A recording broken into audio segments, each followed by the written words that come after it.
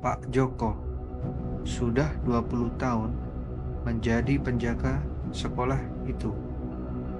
Setiap pagi, ia menyapu halaman dengan teliti, memastikan setiap sudut bersih sebelum bel berbunyi. Tapi, pagi ini, sapunya tersandar di dinding gudang belakang. Tak pernah lagi dipegang oleh pemiliknya. Seminggu yang lalu, sekelompok siswa kelas 12 yang sering ia laporkan karena bolos, merokok, dan memeras junior menjerat lehernya dengan kabel laptop di ruang gudang. Jeritanya tenggelam oleh musik keras dari ponsel mereka. "Dasar tukang ngadu," teriak Aldi, ketua geng itu, sambil menendang perut Pak Joko yang sudah terkapar. "Sekarang ngadunya ke neraka sana." Mereka bekerja cepat. Semen basah sudah disiapkan di ember bekas cat. Satu persatu dari mereka menenggelamkan tubuh kurus Pak Joko ke dalamnya. Wajahnya yang penuh dengan ketakutan menjadi ekspresi terakhir yang membeku sebelum cairan abu-abu itu mengeras. "Diamin aja di sini," bisik Rian sambil menepuk-nepuk semen yang sudah mulai kering. "Kan gudang ini jarang dibuka."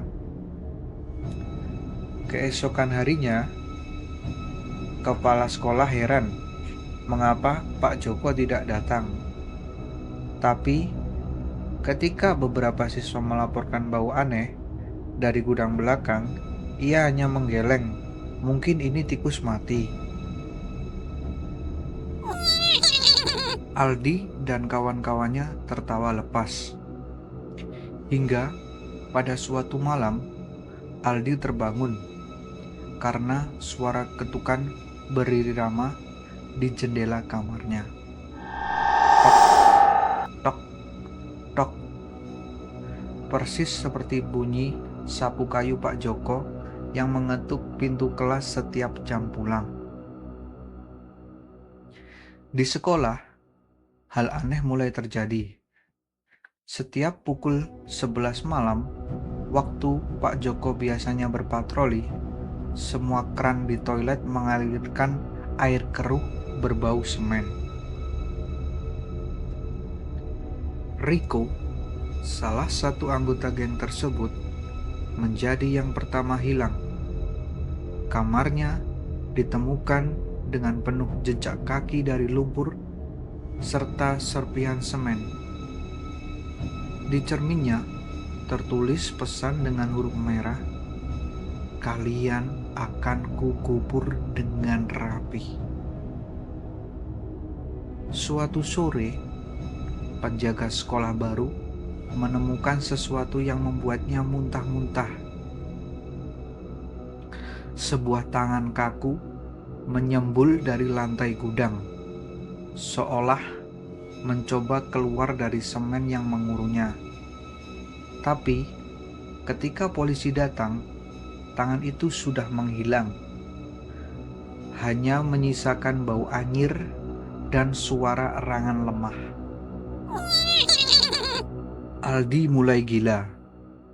Setiap kali ia bercermin, bayangannya bukan dirinya sendiri, tetapi sosok bertubuh setengah semen dengan mata merah menyala dan kabel melilit lehernya. 2 minggu setelah pembunuhan, Rian juga ditemukan tewas di kamar mandi sekolah. Tubuhnya kaku seperti dibalsem. Kulitnya mengelupas seperti semen yang retak.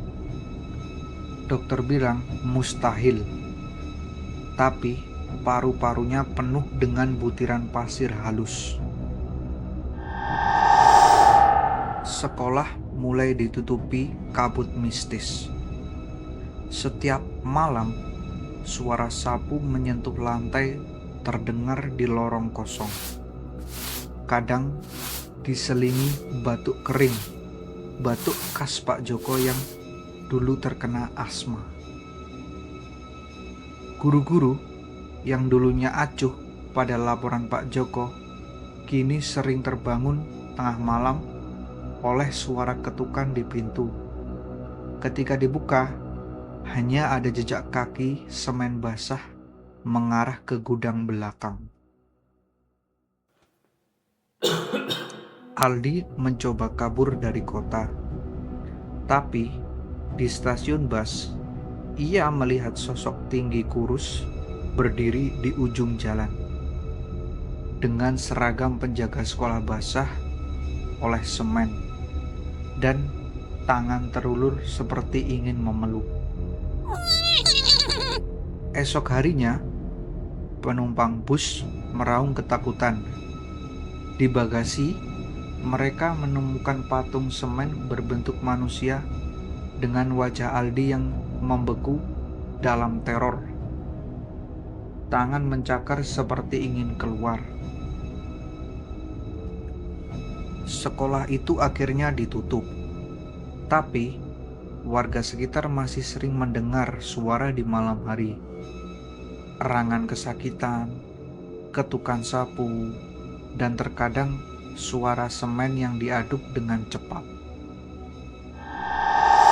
Suatu hari, pembongkar gedung menemukan sesuatu yang membuat mereka mundur ketakutan. Di dinding gudang belakang, ada cetakan tubuh manusia seperti relief dengan satu tangan menyumbul keluar, seolah mencoba melarikan diri. Yang paling mengerikan, relief itu bergerak perlahan, seperti seseorang yang berusaha melepaskan diri dari tembok. Kini, sekolah itu hanya puing, tetapi jika kau berani mendekat saat bulan purnama, kau akan melihat bayangan tinggi kurus berjalan menyapu halaman. Suara batuk kering dari gudang yang sudah runtuh. Dan kadang-kadang ada tangan yang muncul dari tanah dan mencoba menarik sesuatu ke dalam.